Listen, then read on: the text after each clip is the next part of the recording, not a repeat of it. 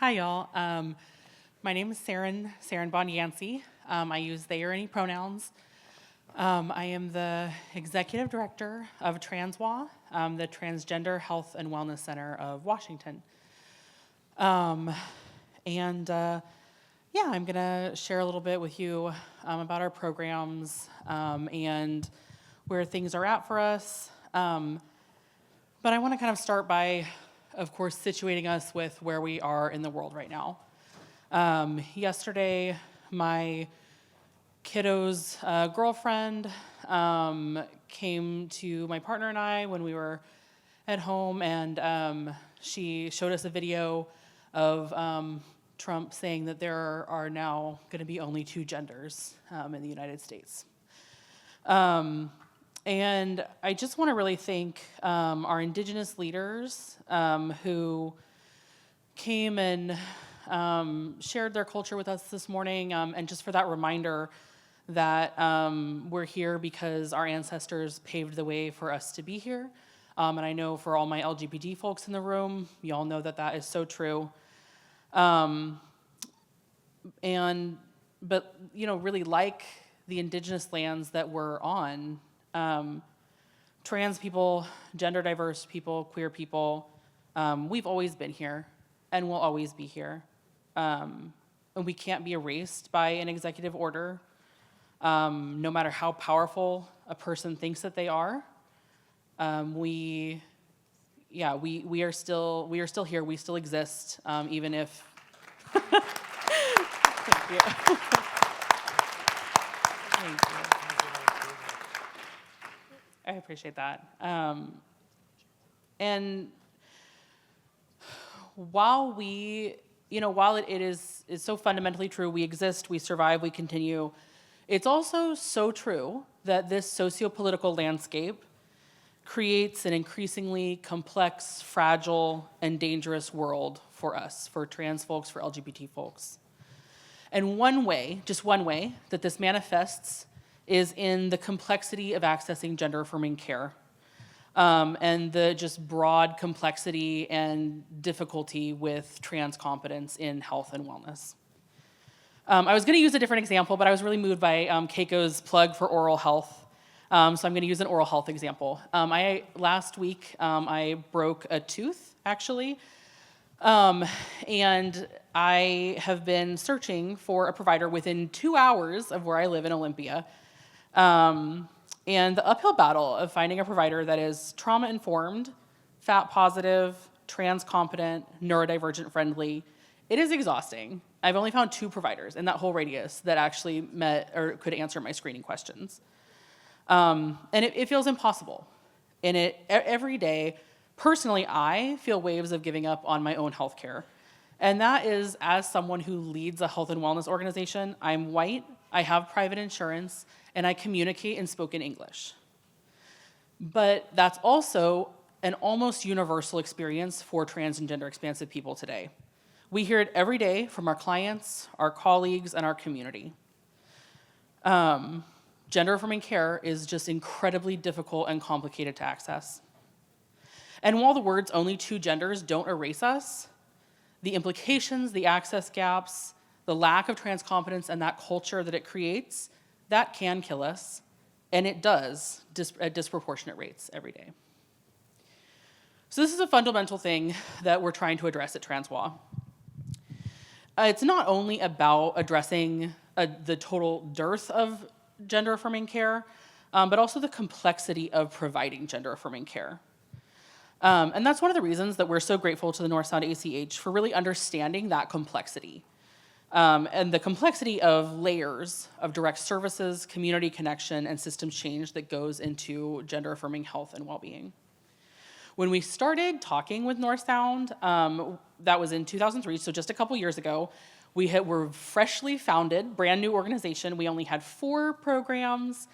We had 3 board members, just a handful of volunteers, and no funding at all. Our tiny team was donating over 100 hours a week of unpaid labor just to those 4 programs. But with an estimated up to 400,000 residents in Washington state who are trans and gender expansive, and with the increasingly hostile political environment, we were just desperate to do more and to be more as an organization. So thanks to the devotion of our partners and our staff, and of course our partnership with North Sound and the Collaborative Action Network, over the last 2 years, we had a huge push for expansion. We now have 7 core staff, 20 practicum-based staff, over 30 program areas, and then 7 new program design areas, impacting hundreds of lives of trans and gender expansive people across the state. We also have built out all 3 priority areas in our mission. So that's direct services, which includes, those are mostly things addressing care gaps, such as offering gender-affirming letters for folks, name and ID change support. We're going to have support groups starting soon. Our second kind of area of programming is community building programs. So that's like, arts, culture, community connection, mutual aid, our artist in residence program.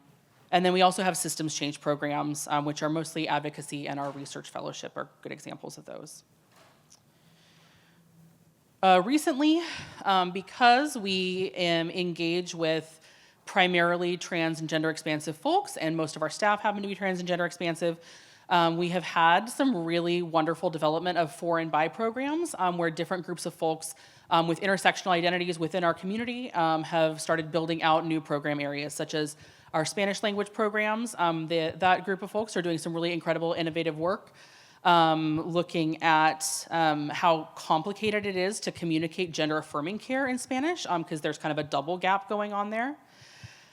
We also are currently working on creating a tool for neurodivergent folks to access gender-affirming autism assessment.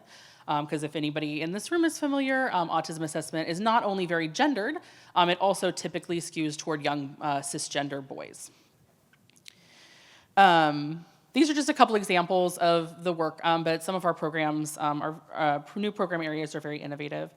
We also have really started prioritizing developing trainings and community education materials to improve other organizations and providers and educators' understanding of gender-affirming care, trans competence, and all these different complexities. And one of the things that we have found is that the outreach and the partnership and trainings and community education, those are some of the most impactful areas and some of the most needed areas, because not only are they impacting those providers, but then those providers are able to then work with many more people, and it really is expanding our impact.